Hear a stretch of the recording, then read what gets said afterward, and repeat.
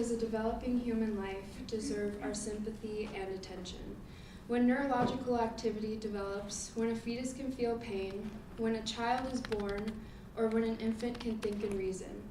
All these achievements don't mark the start of a new life, just the development of an existing one.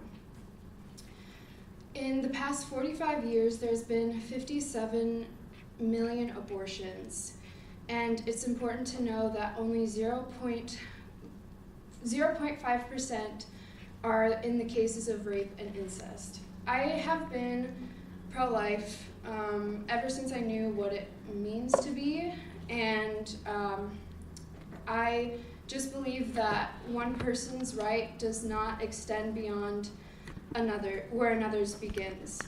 And so I will share with you why I think that it's a life. I believe that we need to, as a society,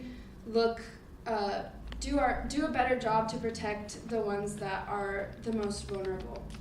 And so I'll be discussing the main problem today, which is that abortion has been extremely politicized, the solutions, which involve education and ultrasounds, and the outcomes, which is the decrease in abortions in the US. And to start off, I'll be discussing my main point, which is that abortion has been extremely politicized, and we're not seeing it for what it really is, which is a situation of life and death. I'll begin with Schwarzwälder Family Research Council Year Unknown, who informs us that when an egg is fertilized during conception, the very first cell that is formed is the zygote. And the zygote is, at its earliest form, a human embryo.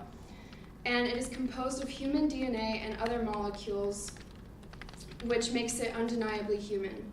As well as this, it has an absolutely unique genetic composition, different from any other human in the world, including that of its mother, which disproves the claim that what happens in an abortion is merely a woman in her body.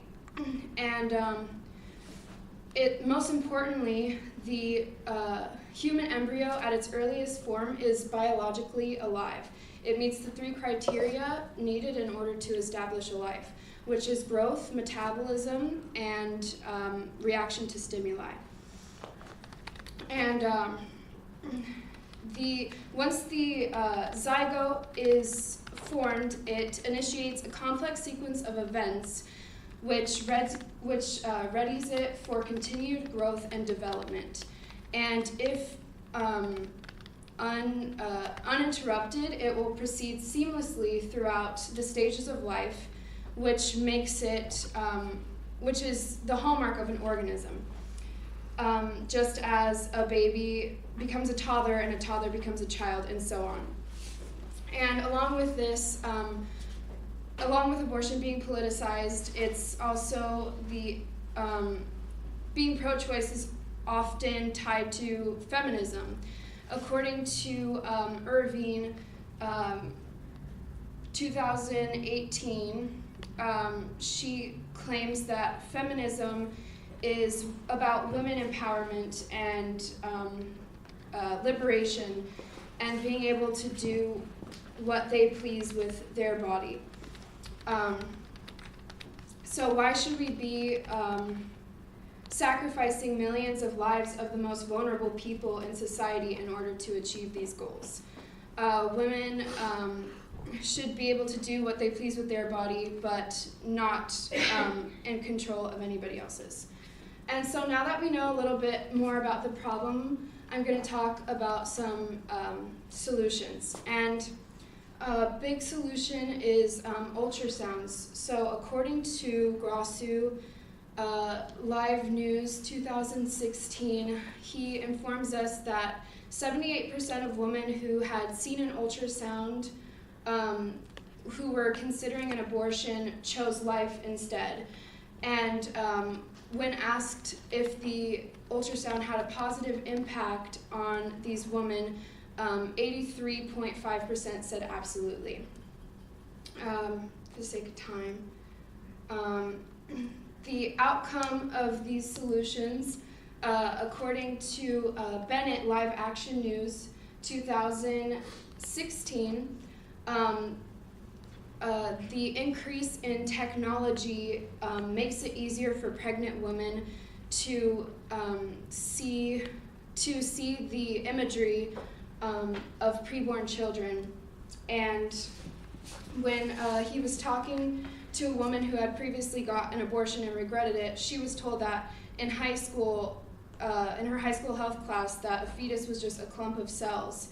And with this, he goes to explain that virtual empathy is positively correlated with real-world empathy. So if you see a child on a screen, you can feel for it.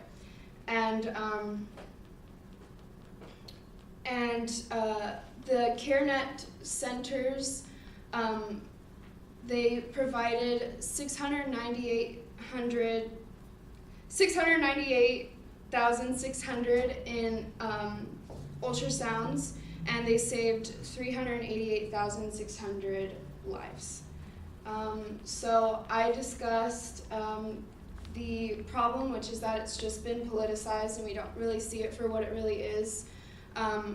The solution, one of the solutions, which would be ultrasounds, and then the outcome is that we would have less abortions in the United States. Thank you.